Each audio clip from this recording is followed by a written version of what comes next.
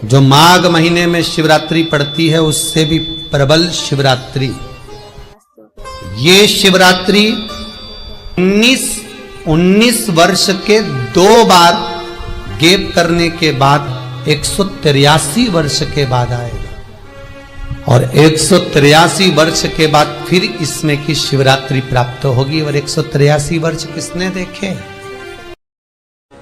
जो शिवरात्रि के दिन मेरे मंदिर में दिया लगाएगा या बेलपत्री के पेड़ के नीचे जो दीप प्रज्वलित करेगा उसके घर में लक्ष्मी सदा के लिए विराजमान रहेगी।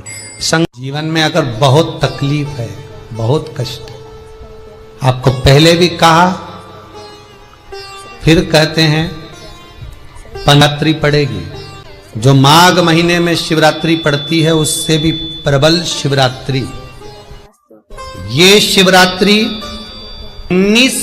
19 वर्ष के 2 बार गैप करने के बाद 183 वर्ष के बाद आएगा और 183 वर्ष के बाद फिर इसमें की शिवरात्रि प्राप्त होगी। और 183 वर्ष किसने देखे?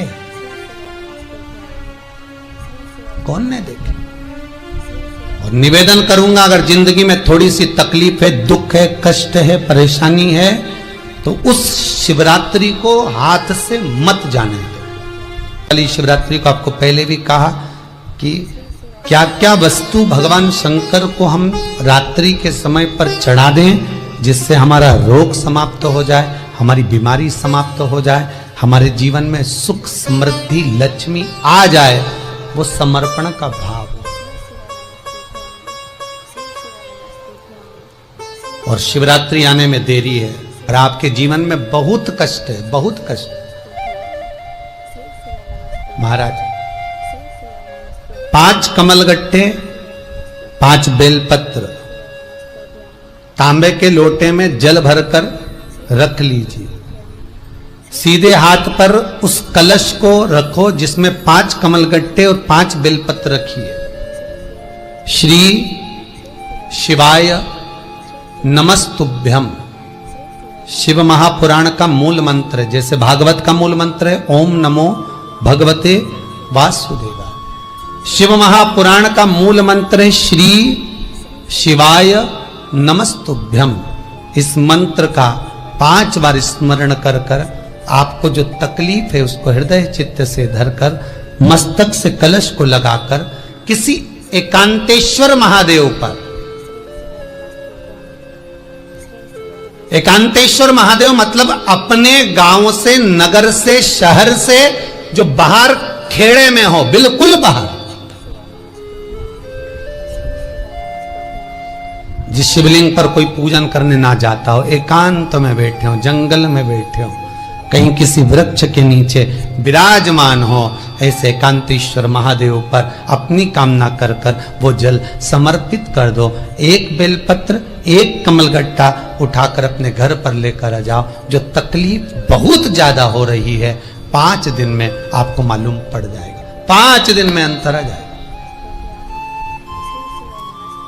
शिव का अनुमोदन करो, शंकर का स्मरण करो। महाराज 183 वर्ष के बाद वापिस आएगा योग। ये योग पहले मिल जाता 19 वर्ष में, पर अब मिलेगा 183 वर्ष। बटकेश्वर महादेव और पिपलेश्वर महादेव।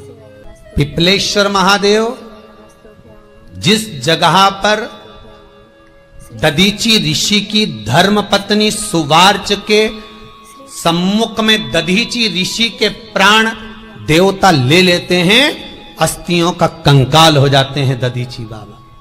उनकी धर्म पत्नी रोती हुई अपने पेट पर पत्थर मारती है गर्भ को नष्ट करने के लिए। वहां शंकर भगवान प्रकट होते हैं पीपल के पेड़ के नीचे। शिव जी का नाम पिपलेश्वर महादेव हुआ। जो बालक पीपल के पेड़ के नीचे जन्मा उसका नाम पिपलाद हुआ। 2 महादेव अपनी पुस्तिका में लिख कर रख लो, एक बटकेश्वर महादेव और एक पिपलेश्वर महादेव। अदालत में कोई कार्रवाई चल रही है, अदालत में कोई केस चल रहा है, अदालत में कोई बात चल रही है, नहीं जीत मिल रही, नहीं विजय मिल रही, हार गए, पेशियां लगा लगा कर एक बार बड़ के पेड़ के नीचे बालू मिट्टी का शिवलिंग बनाकर उसकी पूजन करो। पूजन अर्चना कर कर दही 3 चम्मच नाम लेकर चढ़ाओ जिसके साथ केस चल रहा है, और 3 चम्मच दही चढ़ाकर उस दही को उठा लो और रुमाल पर उसके छापे लगा लो, सफेद रुमाल पर भगवान शंकर की पूजा अर्चना कर कर जल में विसर्जन कर दो बटकेश्वर महादेव का नाम लेकर, और उस रुमाल को घड़ी बनाकर रख लो। अगली पेशी जब हो उसको साथ लेकर जाओ, केस जल्दी निपटेगा, विजय प्राप्त होगी। मात्र 3 सोमवार करिए बटकेश्वर का स्मरण। उसी तरह पिपलेश्वर महादेव, कितने भी बड़ी जिंदगी में रोग हो, चाहे कैंसर जैसा हो, लीवर हो, किडनी हो, कितना भी बड़ा रोग हो, भगवान पिपलेश्वर महादेव का स्मरण करिए। पीपल के पेड़ के नीचे शंकर भगवान के शिवलिंग का निर्माण कर कर उसकी पूजन अर्चना करिए, उस पर शहद चढ़ाइए। पीपल का वृक्ष, आंवले का वृक्ष, शमी का वृक्ष, बेलपत्र का वृक्ष, ये औषधि पूर्ण है महाराज। डॉक्टर ने कह दिया डायलिसिस कराना जरूरी है, तो एक बार इस शिव महापुराण का उपाय जरूर करना।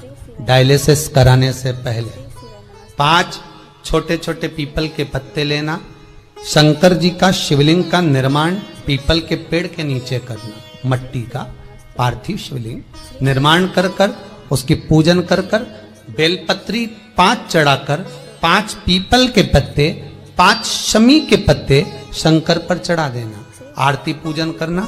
शमी का पत्ता बेलपत्र छोड़कर 5 पीपल के पत्ते उठा लेना।